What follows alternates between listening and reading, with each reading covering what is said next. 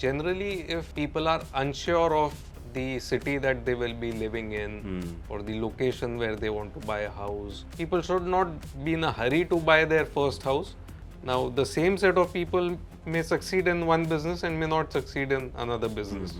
Investments is just one portion of the overall thing. Taking an insurance policy before marriage, I think, was a bit of a overkill, and one could have delayed that purchase. That's a great way to look at PPF investing.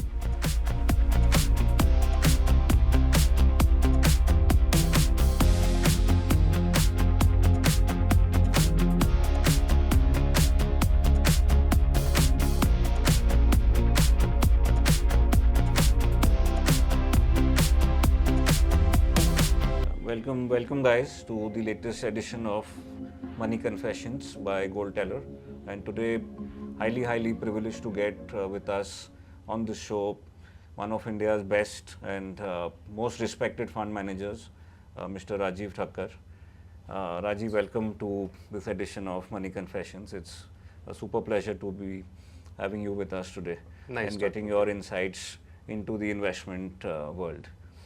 So Rajeev, if we can start with your own journey of investments. You have a very illustrious academic background, having been a CA, a CFA, you did a course at Wharton, and what made you choose the path of investments and being a fund manager? Sure. So, as this is spirit of the times, so today, for example, everyone aspires to join probably a startup or do something in the tech field, or everyone is excited about artificial intelligence or something like that.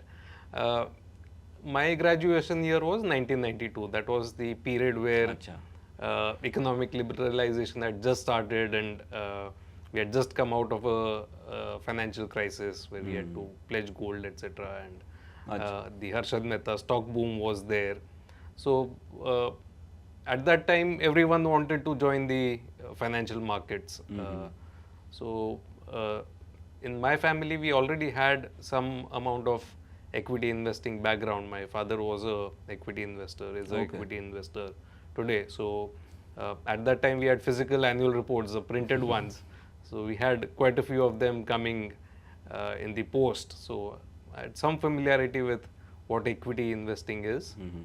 And it was a field that excited me. So the message from my parents, from my family was at least complete your education. If for some reason you don't like the stock investing field, then a chartered accountancy would be a fallback measure. You can always get back to taxation, audit and stuff. And how much do you think academics has helped you in picking stocks or as the role of a fund manager? So in chartered accountancy, apart from the actual academics, there is something called articleship or the audit assistant kind of work, which is quite interesting, where you go to various companies, you figure out how the annual accounts are actually prepared and what all assumptions go into making those final accounts. Even things like stock taking. So you have to estimate how much raw material is there end of the year. You have to stand on top of silos and figure out the dipstick and all that. So it builds in a certain amount of knowledge as to how financial statements are prepared, and that helps a lot in terms of actually understanding it, rather than just going by headline numbers or pure ratios and stuff like that. So it was quite interesting in terms of understanding the process of making of financial statements, and then when you are on the other side as a user of those statements, where you have to analyze the annual reports and things like that, it helps a lot. I would say it was more of the practical experience which helped, rather than just the textbook knowledge of the articleship. That's correct. Okay. So Rajeevji, what was your first investment, your own personal first investment that you made? Was it a stock, a mutual fund, gold? And what was it? It was, so first investment was opening of a PPF account. So that was from the first salary, everyone said, okay, year end is coming, get your tax saving in place. So mix of PPF and the tax saver fund, the ELSS scheme at that point in time. And later it was stocks, which the place where I was working for, they had a research team, so whatever they were recommending. And the PPF still continues? So PPF that matured 15 years back, Acha. and that money was withdrawn, and I have another PPF running. So not Acha. the same account, but PPF hai abhi aapke investment. So that's a very good thing, you know, someone like you still having a PPF investment is... So there's a caveat over there. It's not a large amount, because these days most of the benefit for tax saving gets covered by my normal company provident fund. So and आपके denominator भी change, improve हो गए हैं, so this would be a percentage wise smaller number. Correct. So I keep the account running with the bare minimum contribution each year. Okay. So that towards the end of the period, if there's some short-term debt investment to be made, that would help. Okay, wonderful. That's a great way to look at PPF investing. And आपका पहला stock क्या था? If you could throw some light on that first stock that you had bought, and does it still continue in your portfolio? So there were quite a few small stocks which were not meaningful in that way. The first meaningful investment was LIC Housing Finance. Acha, okay. Back in the day. So that was driven by very, very low multiples, meaning high dividend yield, very low price to earning, price to book, and the balance sheet looked to be clean, and the growth was there. So that was the first meaningful investment. And your best and worst investments? That best investment, both in the personal account and for the company, would be a company called Maharashtra Scooter. Right. Worst investment, so there have been plenty of investing mistakes across the way where the stock price fell or the company did not do what I expected the company to do. But the good part about equity investing is that the ones that do well more than make up for the losses. So it did not cause financial trouble. But one of the more significant mistakes, I would say, was a company called Noida Toll Bridge, where because of a court decision, the company could not charge a toll for the bridge that they had built, and the revenue model went for a toss. Okay. And any personal finance mistake that you made apart from stock in terms of structurally? Do you think you should have invested more in equities earlier? ऐसा कुछ आपने, any such learning that you have been able to make over the past many years?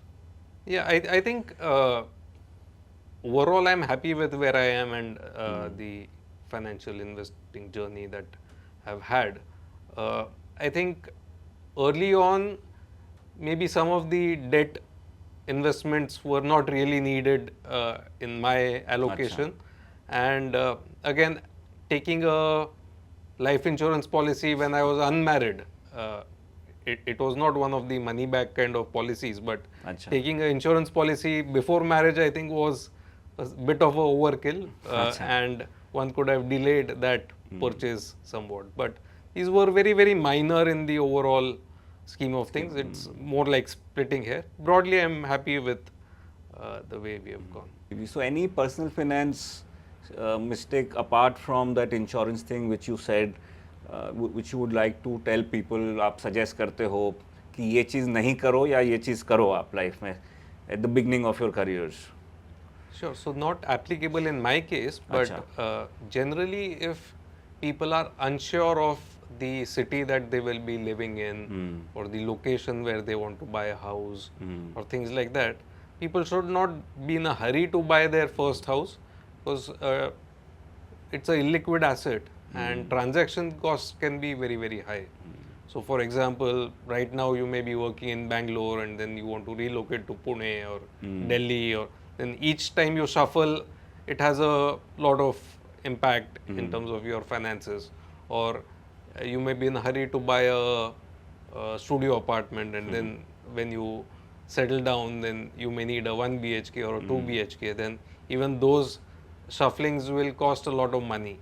So for some time it's okay to be in a rental apartment, and one should go with a considered decision when one is looking No, to no, that is a buy very a nice home. point. Actually, लोग बनाते ही नहीं है real estate में पैसा पहला 5-10 साल. Most of the times they realize that that's not the house we can stay in. Yeah, the other very important thing for people in India, and which necessarily does not apply the world over, is in terms of how you finance your home purchase. In the West, typically fixed rate loans are more prevalent, and especially in the US, the home buyers have it very good. So the way it works over there is they can take a mortgage loan, and if interest rates fall, they can refinance the loan. And if interest rates go up, then they are locked into the rate at which they have signed up for.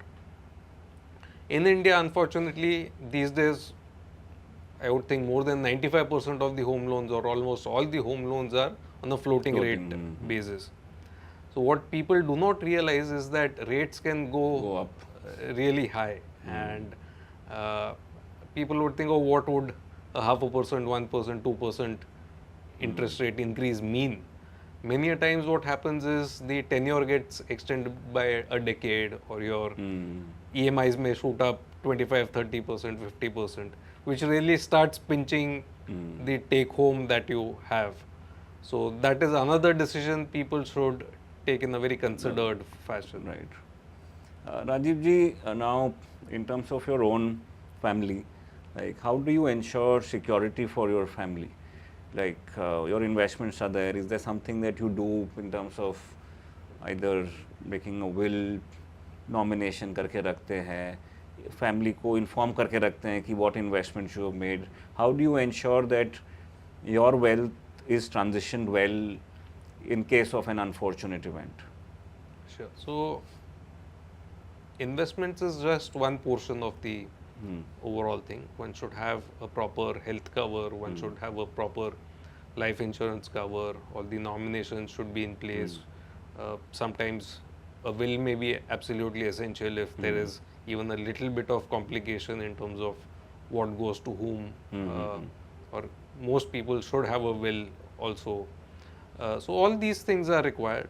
Apart from these, today the employment market is such that it's not a lifelong tenure with a single company, and you join a company and you retire from there. Either the company itself goes through ups and downs, or people have aspirations to move on. So some sort of a bucket where you keep maybe at least a 3-month kind of expense cover in a very short-term debt instrument. Emergency corpus. Emergency corpus, that is required. What is your one thing that you do for your family? All of the above. All of these. And आपके family members are involved and are in the know of how all these things work. Absolutely. So my wife more so. My daughter just turned 19, so she is also aware, but not to the extent that my wife would be aware. Okay, that's great. Family is aware of broadly what is happening. Rajeev ji, now coming to asset allocation, like 2 elements of asset allocation. One is on your personal side, how you play asset allocation, being a very big expert in this field, and secondly, what do you recommend other people to do?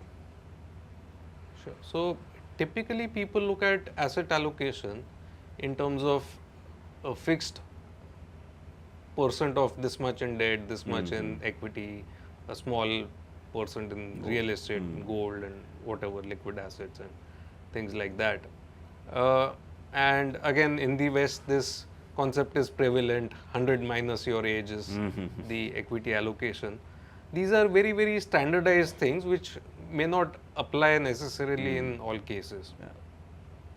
What happens in case of business families is that the business assets would be a big portion of the overall asset allocation, and then obviously the percentages will look very, very skewed. Again, if people don't have a very, very expensive lifestyle, and where the small debt allocation that they have, if that is sufficient to meet the cash flow requirements, then one can afford to be equity heavy. Again, a lot of people, a lot of families look at asset allocation for the family as a whole, as a unit, including their children. They don't necessarily look to consume all of their capital in their lifetime. If you want to consume your capital in your lifetime, then 100 minus your age is a sensible thing. True, very true. But a lot of people have this concept that the investments are more or less permanent, and we will कुछ छोड़ के जाएंगे. we will spend from, let's say, dividend income or maybe 1 or 2% per year of the overall corpus, in which case you don't need too much of fixed income. So this is especially true in the last 5 years, 7 years, where interest rates have been either very low or on a post-tax basis have been lower than the inflation numbers, where it tends to erode wealth over a period of time. So I would not recommend 100% equity allocation. There should be debt, there should be emergency corpus, but at the same time one should guard against being too debt heavy and keeping more than required, because that is suboptimal in my And view. what is your personal equity allocation or personal asset allocation? So I would not recommend my allocation to most people. Sure. My allocation is such that my lifestyle is more or less the same as it was 20 years back. So I don't have that much of cash flow need from the investments that I have. But this is a good financial planning tip. Yeah, so if you are going to upgrade your lifestyle every 2-3 years, then you'll be continuing to run the rat race. So if you buy your first Maruti Alto on EMI, and next you buy a City on EMI, and then you buy a Mercedes on EMI, and then you buy a Rolls Royce on EMI, lifelong you will keep paying the bank. Correct. So I would recommend that choose a reasonably comfortable lifestyle and then go towards financial freedom rather than trying to impress people who anyway you don't like. So this is a very good financial tip. And now coming to Parag Parikh's funds. Now, over the last many years, Parag Parikh's flagship fund, which is the Flexi Cap Fund, has done exceedingly well. We at GoalTeller do a lot of analytics, and performance is not the only one determinant. We rate it on performance, volatility, and consistency. So your fund, despite being the best performer, has a volatility, if I'm right, of less than 15. So what is this that one is, what is the philosophy of the fund? Of course, I do believe that it is value, and if it is value, how are you able to convince the unit holders to stay put on? Because value at times can be a bit, it can test your patience for longer than one expects. Sure. So when people talk about value, people mean two different things. So let me first clear what we mean by value. So one is, you can buy very, very cheap companies and call it value investing, or you can buy quality companies at a reasonable price and call it value investing. We are referring to the second kind of companies. So first kind of companies is let us say you have a company which has 100 rupees on its balance sheets, no borrowings, right? And the company is available to you for 50. Now you may think that it's a discounted price. You can clearly see this is worth 100 and it's available for 50. But what if I told you that the people running the company will run it in such a way that out of the 100 that you see, they will squander away 60. Right. In which case, the actual worth is only 40 and you are paying 50 for it.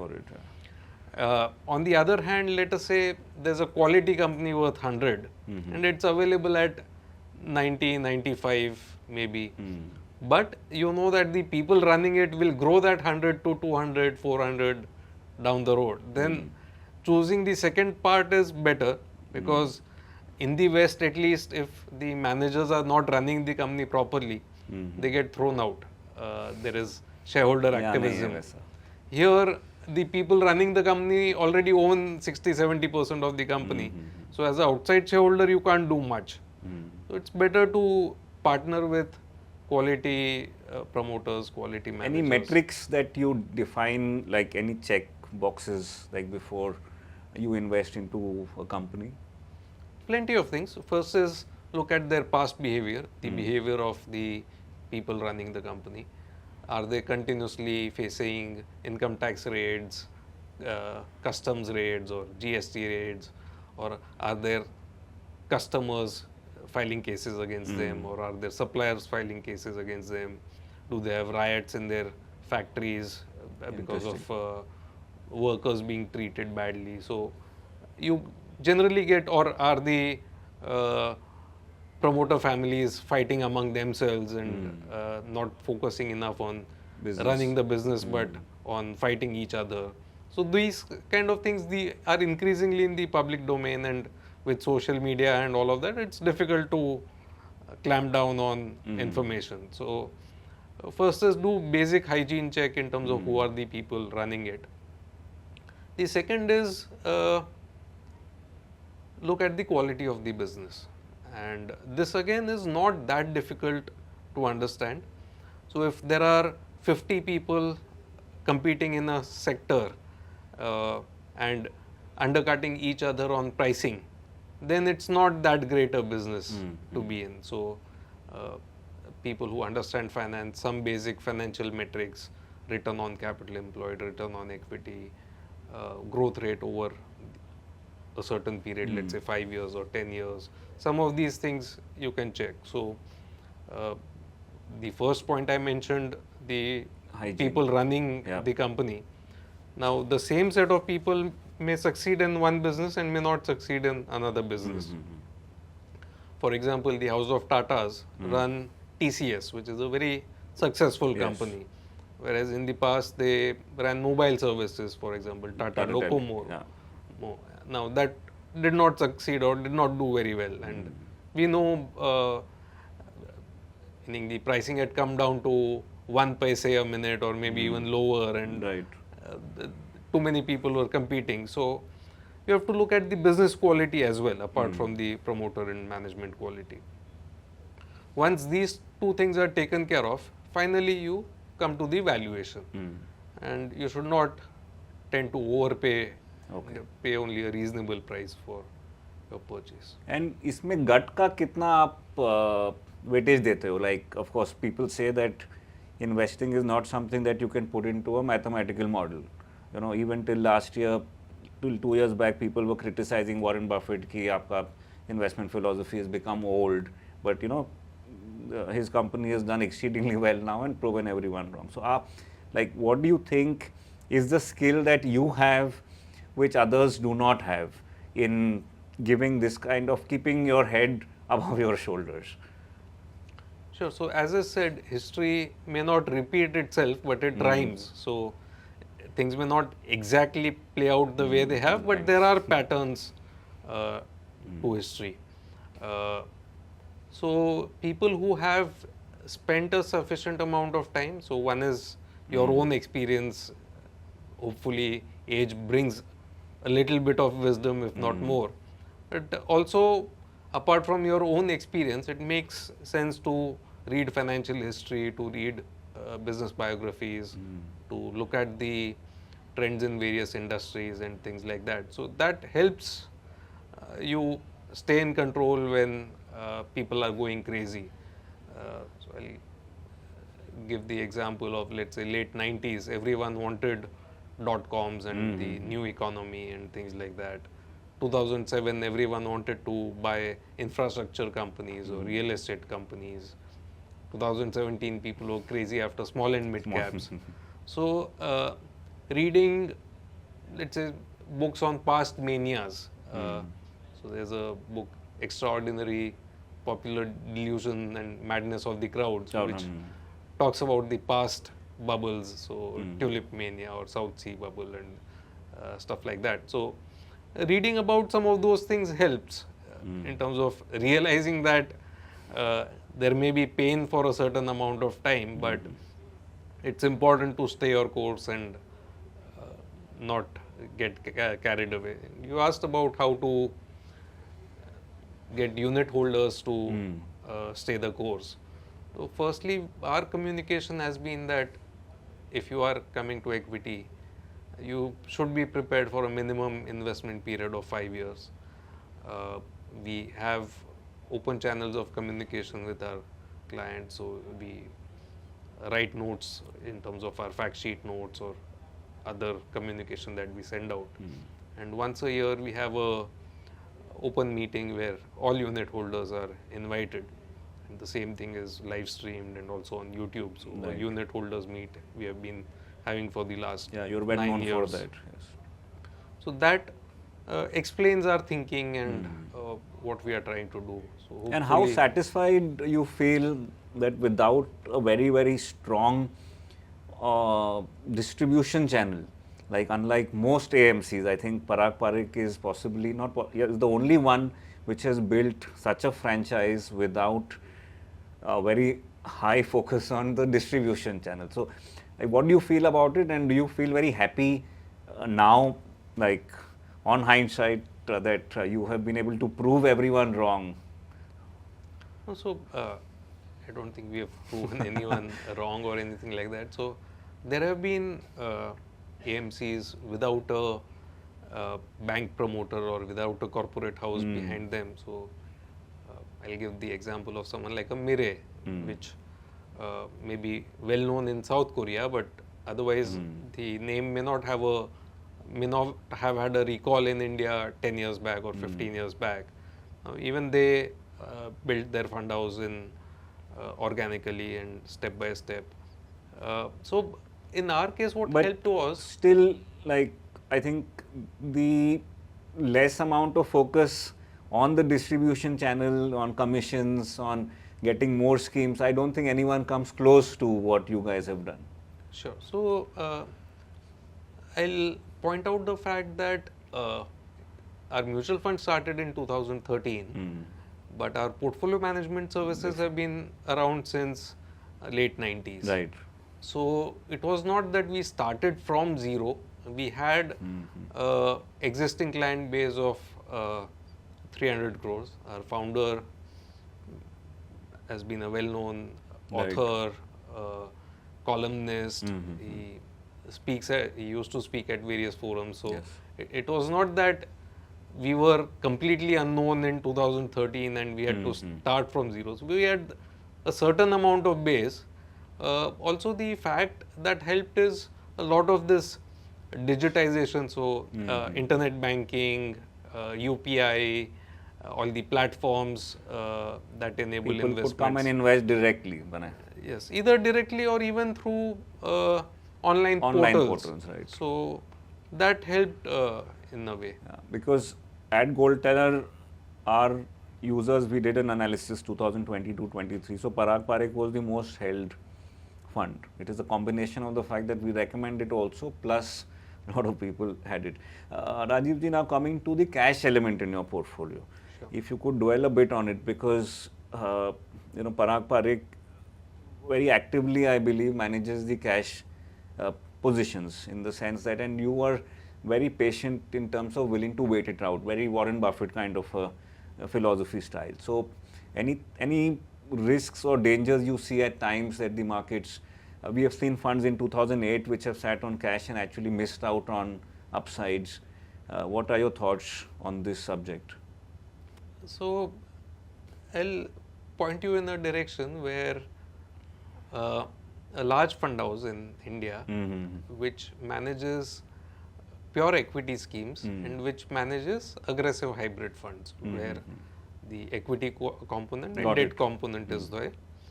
The returns on both are very similar, are not too different. True, very true. So what happens is, let's say Nifty has had a journey from, let's say, 1,000 to 18,000, or Sensex has from whatever the base was, 125 to 62,000. That journey, if you look at the interim ups and downs, the overall journey would be maybe 5-6 times the absolute True. amount. So the equity prices do not move linearly. There are periods where they run up far ahead of fundamentals. There are periods where they do less than the earnings growth or less than what the fundamentals require. So what some amount of cash in the portfolio does is it forces you to sell high and buy low. And if you are not in a hurry to keep up with the markets at each and every point in time, market invariably gives an opportunity. The direction is never linear. So today you got 100 rupee inflow, immediately go out, rush to buy. That is not what we try and do. Unless we are really excited by the buying opportunity, we don't really force ourselves to buy. At the same time, if an opportunity comes by, then we don't hesitate. We don't worry too much about macro or what will happen and things like that. So just to give an example, we were about 13-14% in cash in beginning March 2020. Now, indices fell quite a bit with the COVID scare and all. And some people were worried about, is this the next Great Depression, or will we never come out of it, or will it take 5 years, 10 years to come out of it? I said, money is there, valuations are attractive, let's go and buy. Even if this gets prolonged and maybe 1 year's earnings are lost, are we sure that the companies in our portfolio will survive? If the answer is yes, we should be going out and buying those, because in fact those people may benefit in terms of gaining market share and the weaker players exiting the market.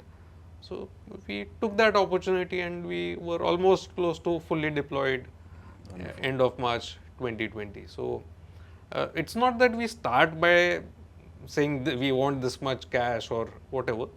It's a confluence of many factors. Yeah, only thing is we will not force ourselves to invest. We will wait for the right pitch. Okay.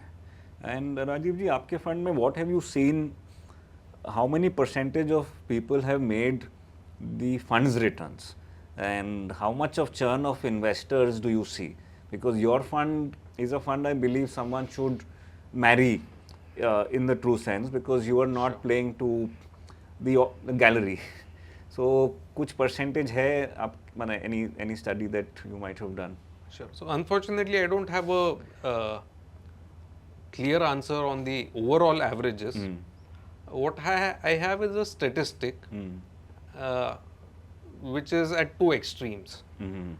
So the statistic is like this: the average age of a redemption in our fund is lower than the market average. So people are redeeming our funds quicker. That is one. But that is not again a cause for concern, because at the other extreme, the average age of people invested in our fund is much longer. It's a multifold of the market average. So what that is showing is either people come in and redeem very quickly, or they come in and stay invested and they don't redeem at all. So I would think there is a small set of people who are coming in, going out, trading, and there is a big set of people who are staying put in the fund. In between there are very few people. So of course, Parag, I mean, since the last 10 years, the number of folios or investors would have grown. Do you feel the burden of expectations now differently than what was there 5-7 years back? So my job is to communicate very clearly what this fund can do, what this fund cannot do, and make sure that anyone seeking that information has that information available to him or her, and we speak in a very clear language and things like that. Now, I am offering a certain a product with a certain set of characteristics. Now, if someone misbuys it, then I cannot help it. So, if I am running a UDP joint and I promise to serve South Indian cuisine of a certain quality, if someone comes to my restaurant expecting Italian, now that person will get disappointed. So right from the imagery, the logo that we have is that of a tortoise, slow and steady wins the race kind of Nice. thing. There is on the fact sheet, there's a red stamp which says this scheme is suitable only for people with a minimum horizon of 5 years. Right now the scheme is called FlexiCap, but the earlier name was long-term equity fund. That we had to remove given the scheme categorization, and FlexiCap one has to have a uniform name, but otherwise we would have loved to have the long-term incorporated in the name itself. We have a exit load for the first 2 years, which doesn't come to us as a fund house, which gets plowed back in the scheme. But which discourages the short-term people. Now, I'm sure there would be a small set of people who would be coming in despite all of that, looking at last 1 year returns or 2 year returns. But I don't take that burden on myself and worry too much about it. Sure. Rajeev, one more thing which I have seen in a lot of funds myself is the minute the fund size crosses this mark of 20,000 crores, of course the overall market cap is also increasing. But your fund, again, one of the few funds, in fact Mire also, over the last 4-5 years the fund was doing very well, and I don't know whether it's incidental or whatever it is, but a certain size of 20-25,000 crores, we have seen that returns go down. Either it could be reversion to mean or it could be the size. Do you have any take on this matter? Sure. So, is the flexibility at 30,000 or 34,000 lower than the flexibility we had at, let's say, 300 crores? Answer is clearly yes. So, in terms of very, very tiny companies, we cannot take meaningful positions in those kind of companies. So, that answer is clearly yes. The good part about the Indian market is that bulk of the profit pool is in the larger companies. So, to that extent, we are going where the company profit pools are there. In terms of size of the overall assets, in our fund house, we don't fragment schemes or we don't have too many scheme offerings. Now, what that does is that these 1 or 2 schemes that we run, those start looking large. Now, if instead of one large flexi cap, if we had one large cap, one small cap, one mid cap, one large and mid cap, one multi cap, one focused fund, then the assets would be spread and then it wouldn't look that big. But ultimately the investment team is the same, research team is the same. So I don't think fragmenting the scheme assets helps. Churn, anyway, since day one, we have not been a high churn scheme. So effectively what it does is the periodic inflows that we have to deploy, those we have to be careful so that we don't have to buy and sell very, very frequently. But yeah, so both answers are correct. One is the flexibility of a very small scheme is no longer there at 30,000 plus kind of corpus. At the same time, I don't think we are so big that it really becomes too much of a challenge. Yeah, Rajeev, so on the fund size, your summation is that it's a mix, like there is less of flexibility, but at the same time, it's not so large that it is a deterrent to performance. Yes, so if we look at the overall equity market, there are various participants. So there are mutual funds, there are insurance companies, there are FPIs, and there are retail investors and other institutions like sovereign wealth funds and things like that. So in the Indian mutual fund equity space, we would be around 2-2.5% is my guess. I don't have the very precise number, but roughly thereabouts. Given that we don't fragment our equity schemes, so if we had instead of one large flexi cap fund, if we had a large and mid cap, if we have the large cap, small cap, mid cap, focused fund and a multi cap fund, you would see the 30,000 plus crores divided across 6 schemes maybe, and you would see each scheme at 5,000 crores kind of thing. So given that we run a single Single fund. strategy, it looks large to people who do these comparisons. Right. Rajeev ji, coming to last few questions. So, you said that you were very patient with your portfolio churn is very low. So, if I may ask with certain stock examples, in case two stocks, ITC and Maharashtra Scooters, these stocks would have tested your patience for long periods of time. What was it that made you stay the course in these specific companies? So ITC and Maharashtra Scooters may not be great examples in terms of patience. So, Acha, or something yeah, else. so another stock may be something like a persistent systems. So it was stagnant to falling for right since we bought the stock, and then in a matter of a few months or maybe 6 How to 8 many years months. was this?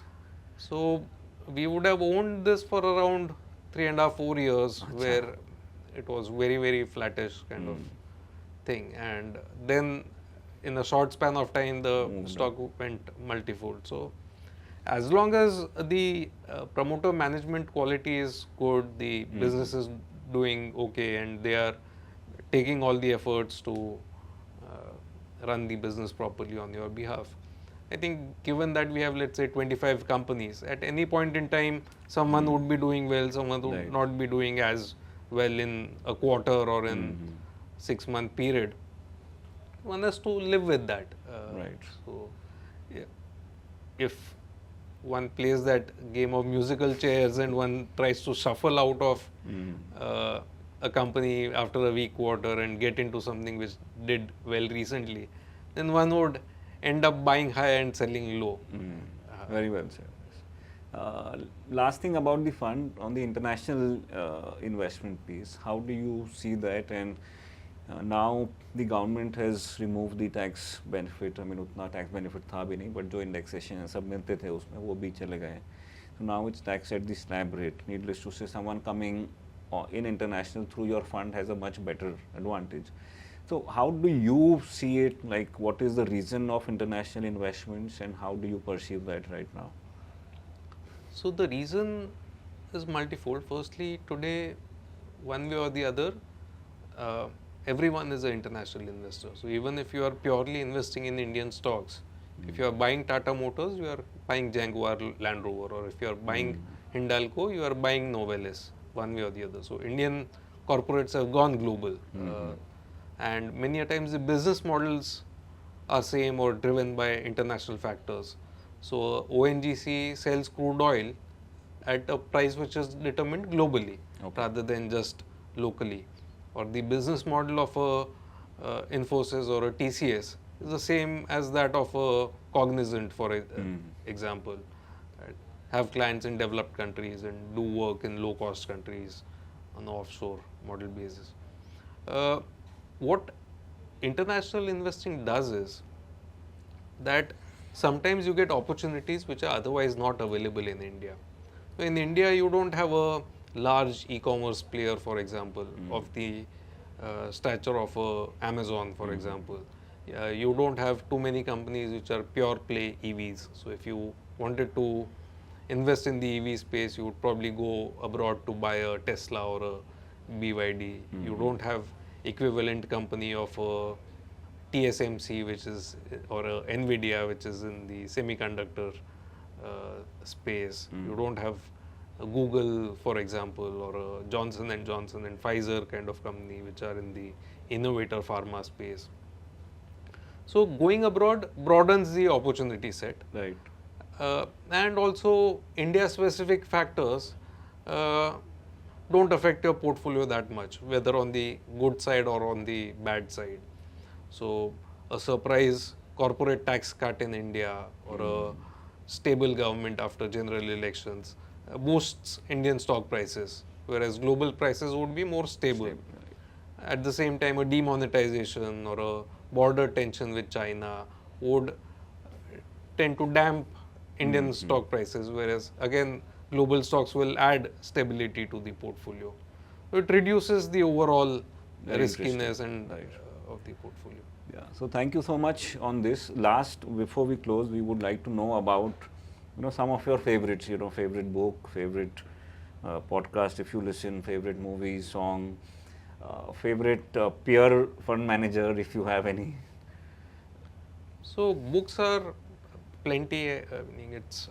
एक आपने बताया पहले. One more maybe. Yeah. So one more. I think in today's time, a book called Deep Work is something which is very relevant for our times, where we live in a very, very distracted world, and probably we are losing the ability to do focused work. So deep work is something that I would recommend people to. Okay. And do you watch podcasts? I'm not a big fan of podcasts, so documentaries, I watch a lot of them on. Anything that has stuck with you?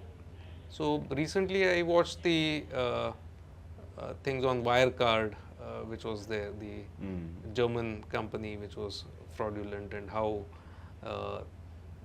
people who were trying to break the story were getting bullied and stuff like that, and how finally it came out.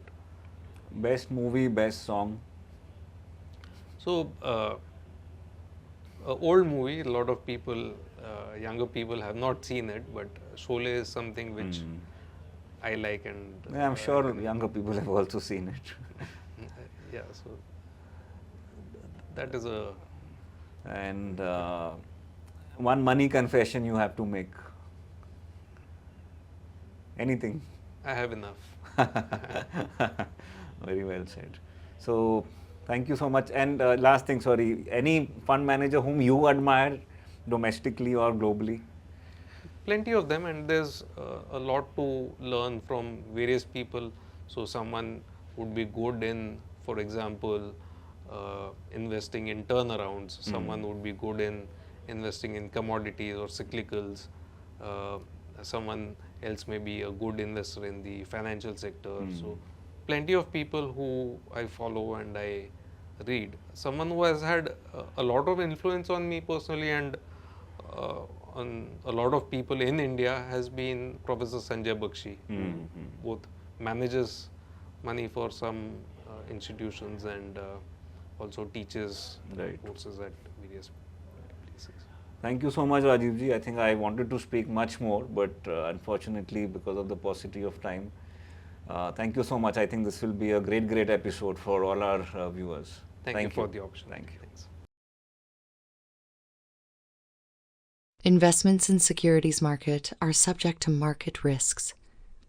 Read all the related documents carefully before investing.